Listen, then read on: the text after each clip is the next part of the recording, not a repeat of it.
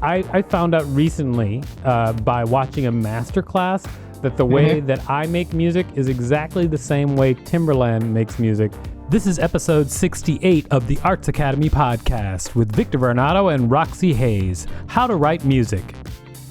All right, so let's talk about how to write songs. And now, if you want to know why we're talking about how to write songs, it is because I'm doing a big project called the Instant Album Project with this app called Rizzle, which is like a TikTok-like app.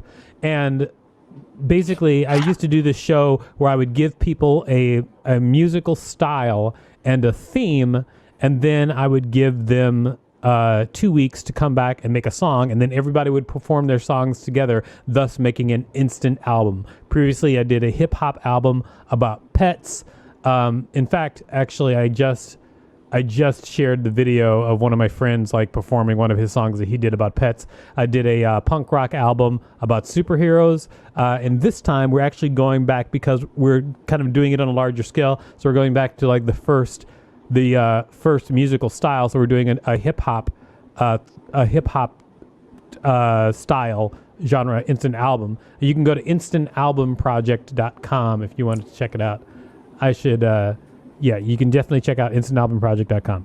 Now, so as part of it, what's going to happen is on Monday, which is when this podcast is going to be released on Monday, there will be a theme released. You know, like the theme might be rocks or whatever. Probably not rocks. But anyway, a theme will be released, and then everybody will know like what they have to write their song about. And so I thought it would be good to do an episode about writing songs, especially from my point of view, because I wouldn't call myself a real songwriter, but I do write a lot of songs. I can half play like a couple of instruments, like I can do a couple of notes on the piano, and I can do like rhythm. I can do rhythm guitar. Like if you need somebody to do rhythm guitar, I could learn like 4 or 5 chords and do rhythm guitar.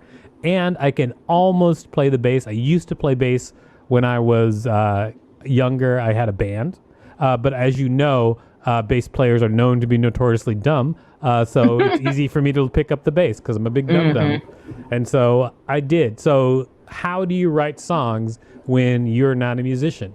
Now, you, Roxy, you perform, sing, rap, dance, do the splits for no reason. You literally for no reason. you write songs. How do you approach it when you're writing a song? Like you come up, you tell me. Yeah, how do you approach it? Oh man. So if it's like an R&B type, well, I kind of actually approach them the same kind of way. So I get my beats usually from like YouTube. So I'll start with the beat usually. Okay. So like I'll find a beat. I'm kind of like you, like I can play instruments, but not great. Like, so I don't really write music. So if I'm going to make a song, it's from a beat that's already composed. So I will go just find like free beats on YouTube, or if it's a beat that I like and I have to pay for it, I'll just pay for it. But usually like in the title, the producers will have like, this beat is free, you can use it for whatever. So I try to make sure that I like, when I'm finding the beat that I'm reading and making sure like it's free for however I want to use it. Right. Sometimes I'll contact the producer, sometimes I won't. Like if they're just like, you can have it. And then I'll listen to it a couple times and figure out like, what does this sound like, and like how does this beat kind of make me feel, like what's the mood it is, and then I'll think of what I want the song to be about based on what the mood of the song is, unless it's like something like you're saying where like I already know the theme, and then I'll kind of look for the beat that I feel like sounds like that. But usually I'll just kind of see how the beat makes me feel. And then I'm pretty trash at writing hooks. Like I'm really trash at it, so I just start with the verses first. So I start with how I want to write it. Sometimes I'll make like a list of rhyming words and plug them in, or sometimes I just write like this, like I was, where it's just kind of everywhere, kind of crazy. So, okay. That's it. Well, I mean, yeah, I feel like you approach everything different than I do. I actually also like to make music myself sometimes as part of it. And I would say, okay, I found out recently by watching a masterclass that the way that I make music is exactly the same way Timberland makes music. It's just not with the same resources. Yeah, exactly. Because he did a class on masterclass, and this is how he makes music. What he does is he just basically hums and beatboxes into a microphone and then builds his whole song out that way. Like he does all the different parts with his mouth. And then he starts laying in real instruments to replace what he made with his mouth. That's cool. That's exactly what I've done when but I didn't know that I was doing his. I mean, I didn't know what I was doing, what he was doing, and also he does like many layers of music and like and a lot of different sounds. But but the very basics of it, which is where like I'll do beatbox and I'll do like maybe a couple of different parts with my mouth. That's what he does, but to the extreme. So if you ever get a chance to watch it, you should watch it. It's really interesting. Check it out. But the reason I did it that way is because it was a really easy way for me to make music. It was just to build music with my mouth, because beatboxing for me is just like something that I've done since I was a kid. And then but I'm not a great beatboxer at all. Wait, do it. Although I can do pretty good bass sounds. I can do pretty good bass sounds, but I'm not a good beatboxer just in general. Do it though. Oh, well, what will you trade? If I beatbox live, what will you do, Roxy? Oh, my beatboxing is trash. I will. I don't know. I'll sing. Okay, if you sing, I will beatbox, and I'll show you how I beatbox. Okay. Go right ahead. Go ahead, sing something. Oh, I gotta sing first. Yes. Give me a song. That's a tough one. How about the beginning of that In Vogue song? Hold on. You don't know the song by In Vogue? We're a different era. I was 3. So I'm just trying to. Well, then you sing a song. Pick a song.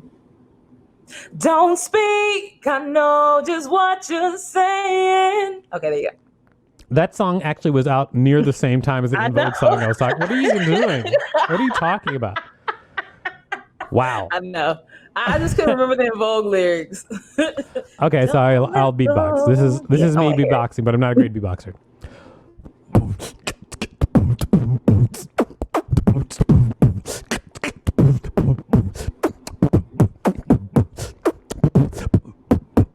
See, I'm not a great beatboxer, but that's pretty good. I got a little something.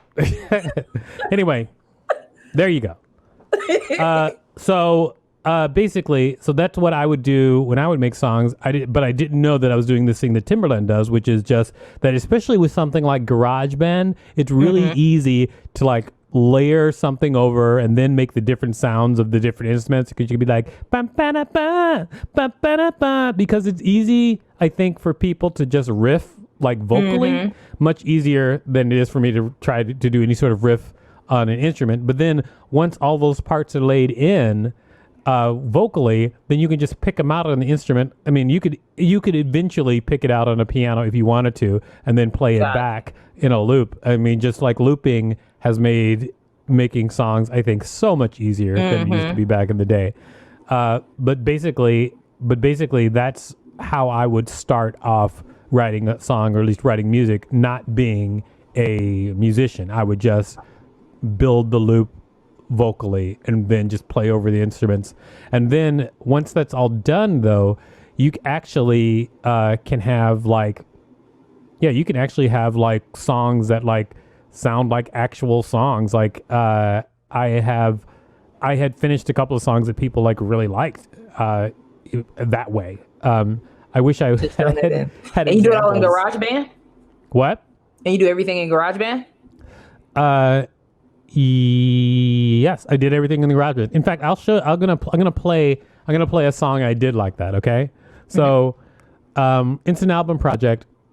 One of the things that I always do is I always make a music video to announce the theme of the music video. I mean, the theme of the Instant Album Project Challenge. And so when I did the punk rock challenge, I did it exactly the same way, where I kind of like did a little bit of beatboxing and then a little bit of guitar with my mouth, and then went back and then figured out how to play all of the music. And then I just did it little by little. And so I'm going to play, this is actually me singing, playing guitar and bass, and then also a beat that came with GarageBand, but I put this all together initially, starting with just my mouth. And I'm going to play this song. You should know that I'm not a great punk rock singer. Oops, I want to hear this. I don't know what I did. Yeah, I bet you do. Yeah, you should know that I'm not a great punk rock singer, but I am enthusiastic, as always. So I've got to see if I can share the audio with this. Hold on one second. And enthusiasm is half the battle. I was in a punk rock band. Oh, were you? We just did covers, though. Okay, so you should be able to hear this. Right? Tell me if you can hear this. First of all, let me. Can you hear this? Uh-huh. Okay, here we go. So this is a song that I made from scratch. Here we go. It's time for the punk rock challenge. Make a punk song and then you can win. Rule 1. Make a punk song no longer than 2 minutes. Make a song about superheroes. That's a suggestion. Rule 2. Perform your song on stage November 11th at the Creek in the Cave in Queens, New York. We'll supply the instruments. This is an album project. Wow, I'm awful. But yeah, there you go. There you go. Yeah, Well, laugh it up, You warned Roxy. us. I mean, you warned us. You told us that you couldn't sing. At least you're an honest man. Yeah, I'm 100% honest about that kind of thing. But yeah, so I mean, but that's the way I do it. And then if I'm writing, I mean, I've written more serious songs too. And when I'm writing a serious song, though, I still handle starting it out the exact same way, at least for me as a person who is not a musician. And I think one of my favorite ways to talk about or just think about songs writing in general, because like if I write like a song that really means something to me, I love watching how other people work and come up with songs. And if you don't know what Song Exploder is, you should go check it out right now if you're interested in writing music at all. Song Exploder started out as a podcast, and now it's a Netflix show. Basically, cool. It's like a documentary about how songs are made from beginning to end. So they basically talk to the musician who made the song, and lots of musicians like Lin-Manuel Miranda, Alicia Keys, like they talk to people who made the song, and then they talk about the process and what the lyrics mean and how they came up with the melody and how they decided what the hook is. Like they talk about it from beginning to end. It's great. It's Ludwig, what's his face? I can't say his name. Ludwig, what's his face? What? Ron's the dude. He does stuff with Childish Gambino. Ludwig Göransson. I think he's Swedish. You know what I'm talking about? Okay. I know what you're talking about, but I don't know how to pronounce his name either. Okay. But I'm not going to try. Okay. But no, that's cool. I'm going to check the show out. Yeah, Song Exploder. That's the one. Like I would say that is like the way that I would like go about learning more about writing songs. And then there are people who do it from many different levels, because all those people, even big stars, have different levels of musical talent. And so you can see how different people approach the same thing, which is just writing hit songs. And it's kind of amazing. I mean, it's an amazing thing. Although it's also sometimes super humbling, because when you watch Song Exploder, I feel like watching an artist who really like has dedicated their life to a specific thing sometimes is very humbling. And so when you watch Song Exploder and you just see people who like they pick up instruments of all kinds and it's just like second nature to them, like wiggling a finger, you're just like, wow. And so I just check it out. It's great. Song Exploder would be my suggestion. So if you're out there right now, we're about to end this first episode. So if you have questions specifically about music making or about the Instant Album Project, then you can talk to us about it right now. But if you don't have questions about it, that's also fine. And I would say that if you're out there watching and you're thinking about maybe entering the Instant Album Project, you should do that. Go to instantalbumproject.com. Why? A couple of reasons. One, we're giving away money. $1,000 is going to be given away to the top 3 prize winners. Number 2, we are giving away watches, which is I need that. Yeah, the top 3 winners are going to get watches, compliments of Withings. They make smartwatches, and so, but they make smartwatches that look like regular watches. Their smartwatches don't have like screens, don't look like Tron. And then that's a nice watch. It's a nice watch. And there she goes. And also TCL has given us phones to give away, so we're giving away 3 brand new phones, smartphones. TCL makes awesome smartphones. Of course, why would I say different considering they're sponsoring the contest? The best phones. And you know what? Honestly, you guys, my real evaluation is that they're the best phones ever made. Okay, and so if you're interested, go. We're announcing the theme on Monday, and then it'll be 2 weeks for you to make a song and win that money. Just jump on the Rizzle app and upload your stuff. All right, that is the end of that episode. You can find us at artsacademypodcast.com.